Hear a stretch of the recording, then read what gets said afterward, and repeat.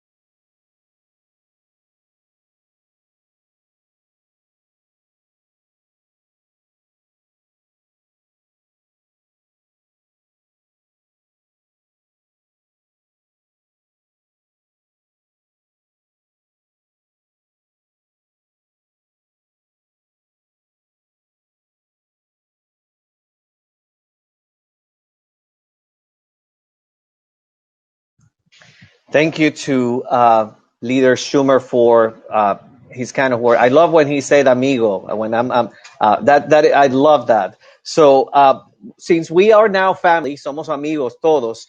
I want to have this conversation like we are in our living room, having a cafecito, right? So please feel free to jump in, and we're going to have like a quick round of questions, and we will pause to at 2:05 to move on to the next discussion. So again, the American Rescue Plan is a landmark accomplishment that will improve the lives of millions of Americans as the nation begins to the slow and painful process of regaining its footing after a full year of COVID-19 pandemic. The enactment of the American Rescue Plan gave the economy a jumpstart and strengthened the safety net for the most vulnerable Americans. But Cindy, Marcos, Dr. Flores, from the perspective of like the work that you do, what do you think are some of the provisions in this plan that will be most helpful to Latino communities and immigrant communities, or that you are most excited about? Let's start with Cindy. Muchísimas gracias, Frankie, and it's a pleasure to be joined by you, Marcos, and Dr. Judith Flores during this discussion. And just a shout out to all the CBOs, all the individuals who are on the front line working with our communities. Know that so many in our community are suffering. I just got back from Gainesville, Georgia yesterday. We were on the front line fighting and working for our poultry plant workers, 6 of them who passed away on January 28 doing a nitrogen leak at one of the poultry plants there, and still no justice has been done.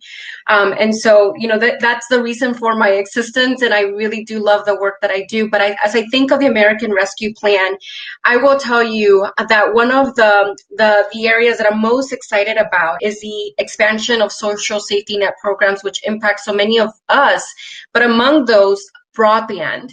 And why broadband for us is so important, Frankie, is because 1 in 3 Latinos do not have access to technology or broadband.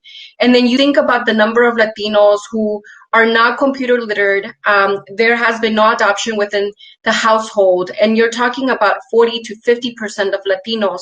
Why this is so important is because even as you look at the rollout of COVID-19 vaccination, oftentimes the way that you sign up is through online, through a computer. The form is accessible only online.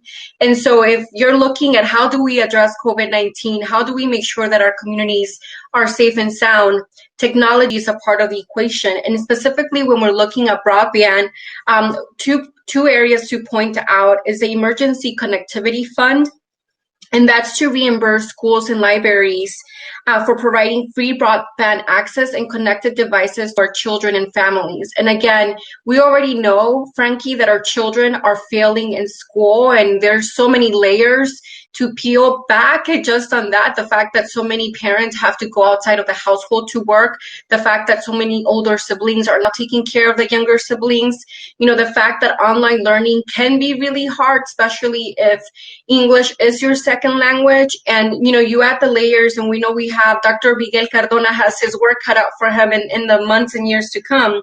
And then you also look at the fact that with this bill, there was an infusion into the FCC's E-rate program, allowing for homeowners to get assistance with internet access services. Really broadly, I would say the other parts that are really, I think, really interesting, and I'm going to stop after that, is the money going into education. The fact that $130 billion will be going to safely reopen our K through 12 schools, either for PPE, to hire support staff, make sure that our students, that our teachers, the administrators are staying safe, and that 20% of that money must be directed to programs to help counteract learning loss from students who have missed school. And again, oftentimes we already know that many of those students are children of color, includes our Latino community. And then when you look at the $40 billion that's going to colleges and universities, half of that money must go to emergency grants for students. And so as I think broadly, Frankie, of the provisions of this bill, I also want to point out that 2.2 million citizen kids who were previously excluded from cash payments are now included. And also when you look at other wins, the bill includes the elimination of immigration status penalty on earned income tax credit, as well as state and local funds included in the bill. It has no status restrictions, so states can actually use those funds to assist undocumented families. And lastly, I would say that I was glad and happy to see dedicated funding going to our territories, which includes Puerto Rico, and it's everything from state and local recovery funds to also the Coronavirus Capital Projects Fund. So I'm going to stop there. I know there's so much more to talk about, but I want to make sure that Marcos and Dr. Judith Flores also get to say something. Thank you, Cindy. And it's so important that you bring up the technology issue first, because now our lives have been transformed by technology. They have forced us to think and work in a different way and get education in a different way. And in many cases, we cannot go back. We cannot go back. And it is so important to address that. Dr. Flores, I want to go to you because, some people think that this pandemic is over by just getting the shot in the arm. But this historic plan, this historic bill, also addresses some of the health disparities that put us in the place that we are right now. Talk to me a little bit and to everybody about what do you think or what excites you more about this plan. You're on mute. Buenos dias. I happen to be a physician that's worked in primary care and addressing health disparities in the New York City area all my life. I'm also a pediatrician. So this plan excites me tremendously because of the communities that I serve and have worked with. So there's a couple of things. I support the broadband issue that was just described because a lot of the education we're doing around vaccine enhancement, vaccine engagement is done virtually. The way I reach community members now is through my computer, through a virtual medium. So if they do not have appropriate access, which in many cases they don't, and in their language, linguistically capable, not only in Spanish, by the way, but in Spanish and translated to indigenous people that we have sufficient, of which we have sufficient number in New York. I do lectures with them every week where I use a translator. All of that has to be supported in some way. It's supported now, but it will not be supported. These are very marginalized communities. So I'm very excited about that. As far as the COVID pandemic and the vaccine, there is no doubt that we have to make sure that we ensure that the Hispanic community, the Latinos and Latinx community have appropriate access and engagement where they are in their language and in a way that they can appreciate. We have people dying and being ill today.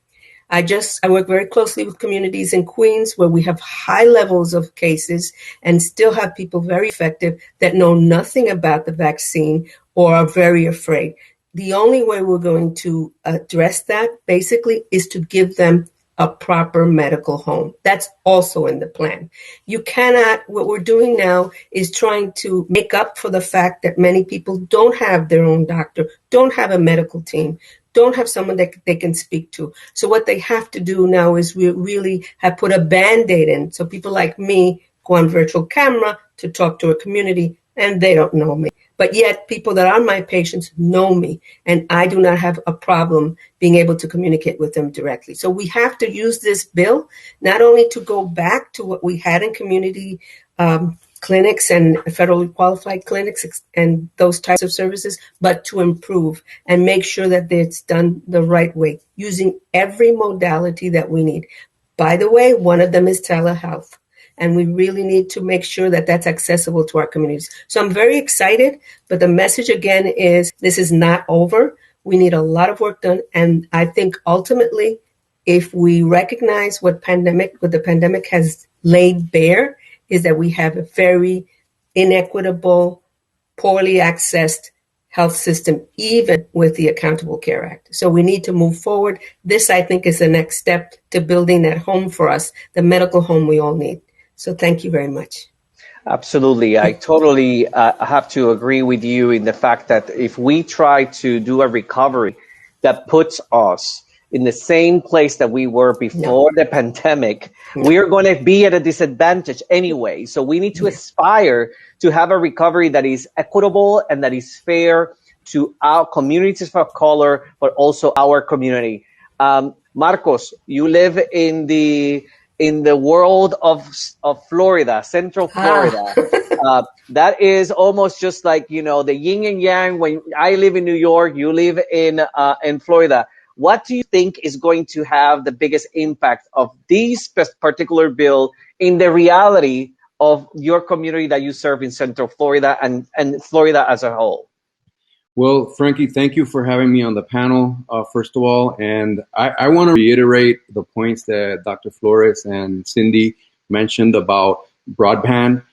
Clearly, I think from the very beginning of the pandemic, this came as a really obvious barrier for access of information and access of services for our Latino community. Florida, as you know, is a tourism industry and a lot of service jobs. Our community, our Latino community, our Puerto Rican community works in Disney, in the parks, in the hotels. And these were industries that were hit hard by the closure, that happened after COVID and has continued suffering, hardship throughout the pandemic. With regards to I want to say a personal story. My mom and dad, they are college graduates, but they're in their 80s. They're very successful, hardworking, intelligent people, but they have challenges even working with their smartphone. And if we look at the majority of our community, and especially the elderly, particularly here in Florida, we depend on the younger generations to be able to access the information and access the service through broadband for our parents, for our grandparents. And in a situation where our younger generations are struggling, the impacts of having lost a job, not being able to pay rent, this becomes a real serious problem. And it's no surprise that the statistics, as it relates to COVID impact, COVID transmission, and even the services that were being provided by government, the Latinos were the last ones in terms of the statistics, in terms of being able to access services.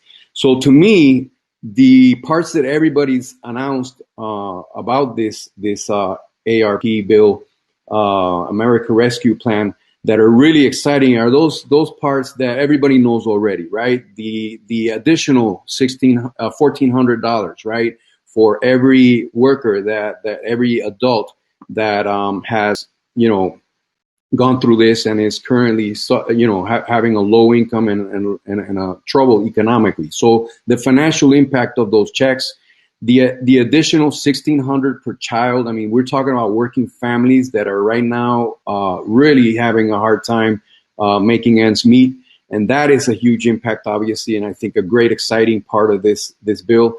And also the fact that premiums for the healthcare marketplace are going to go down and are going to be $1,400 lower than they were currently. These are things that are going to impact thousands and thousands of families in Florida and in Puerto Rico. And as a Puerto Rican, I'm also excited to see all of the great things that have been, the first time that Puerto Rico in many of these categories is being treated with some level of equality. And that is also very exciting to me as a Puerto Rican. So I wanted to say that in terms of, in the context of what I think are the most exciting things about this plan. But Cindy hit it on the nail with the broadband. It is a crippling effect. Our lack of access is a crippling effect in our community right now. And it's so glad that such a contrast, right, from the previous efforts from the previous administration, that this administration is thinking about the details that truly impact and affect the lives of common people, of ordinary people, working families. And that is a very important point, Marcos, because the toxic narrative around our communities during the last 4 years are not going to be erased by a couple of months of a new administration. This is going to linger. This is going to have people still having misinformation and disinformation and being afraid. I don't think that in our community necessarily is about vaccine hesitancy. It's just that we are not having the right ambassadors or the right combination of community-based organizations working with providers in order to give the information. And that is why it's important to invest in our community resources and this community that is here. This bill is huge. It's historic. There's so much that people need to know about and that we are excited. But one bill is not going to fix everything. So in your opinion, I'm going to go around. I'm going to ask you in the last few minutes that we have, what do you think should be what we need to target for the next bill that is going to allow us to continue this process of recovery? Let's start with Cindy. Thank you for that question, Frankie. And what I would say is that sometimes not knowing is the issue, right? Like so many in our community do not know some of the provisions that are in this bill, like the housing assistance programs, which, by the way, when you look at like the funding going to the states, it does not have an immigration status restriction. And so making sure that our mixed status families are undocumented, our most vulnerable, are aware of these resources, I think will be important. I would say, Frankie, I think it's so important as we look at, future bills, when we're expanding unemployment benefits, making sure that when we look at paid sick leave for employers, that it's not something that's optional, but that actually it's mandatory, right? Like in this bill, the employer gets to choose.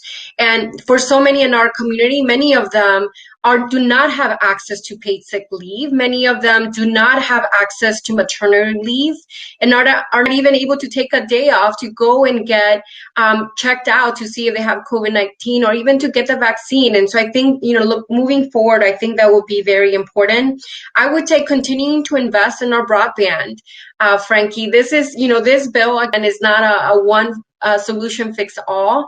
And so I think as we look towards the future, I know there was a lot of focus on schools and libraries, but how can we help the individuals, the parents and the children, making sure that we continue to expand the adaptability portion of this, right? Like, so it's not enough to just provide access if our families do not know how to use the technology, right? If our parents are having problems logging in their children into their school, right, for online learning, or if the grandparents, which I have seen multiple cases, including in my own household, are not able to help in terms of helping the children being able to log in to be able to take those classes. And then I would say, I know that this bill includes grants for businesses, specifically for restaurants and bars, as well as additional PPP loan funding. But I would say, Frankie, just given the disproportionate impact on our Latino community, making sure that we are including even more grants and funding for small businesses, minority-owned businesses. And then one point on that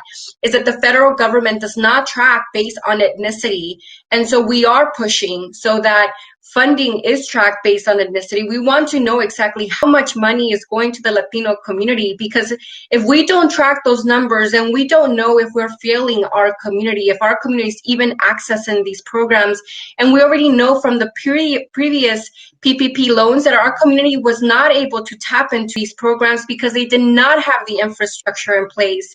And so as I think of the future, Frankie, I would say continuing to invest in broadband, investing in our businesses, and then I would say making sure we continue to invest in rental assistance and mortgage assistance. We are just beginning to uncover how much housing insecurity exists. I know this bill has some provisions in financial assistance, but I do think as we move forward, that will be a major issue that we're going to have to confront as so many of our communities continue to be unemployed.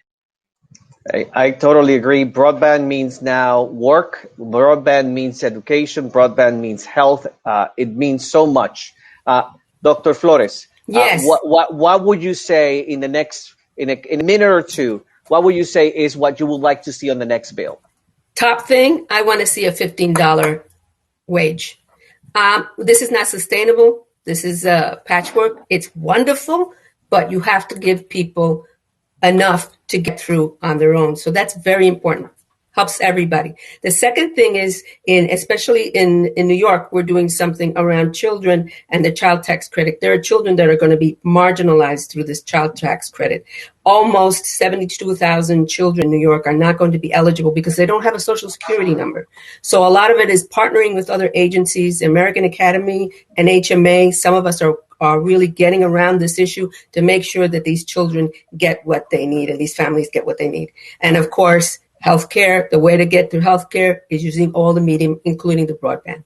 Absolutely. Done. Absolutely. And Dr. Flores, you also are talking about a lot of things that people don't know and that we need to make sure that our community knows about it. Somebody in the chat is asking, how can we help? We need to inform our community. We need to get together. We need to let them know about all of these opportunities, because otherwise they're not going to know. Marcos, you have 2 minutes to say what is your wish list for the next bill. Well, I think that this is a great bill. It's certainly more encompassing than anything we've seen so far. And I applaud the efforts around broadband and all of that. But it's not, this bill is not going to turn a switch and solve everything for our people either.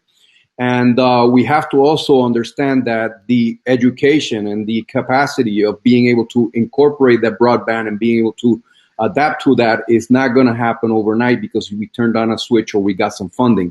So I'd like to see programs where nonprofits like ours can put people in the streets. I want to recognize Father Jose Rodriguez from La Iglesia Episcopal Jesús de Nazaret, who took it upon themselves to work with my organization and many other organizations, including Hispanic Federation here in Florida, to send people to the Bravo supermarkets to give out the information and sign people up for the COVID vaccines.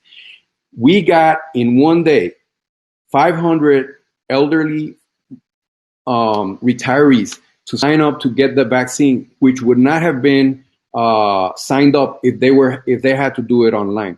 So we need to put people out in the streets also. We need to make that access where people are going. They're going to the supermarket. Let's put a person in every supermarket to give that information out. And I'd like to see nonprofits open up a stream of funding so that we can put people with the right information. There's a lot of disinformation out there as well. So we need to have real good information and connect that access to the services directly with the people. And so, you know, that's something that I think would be very useful and very helpful immediately.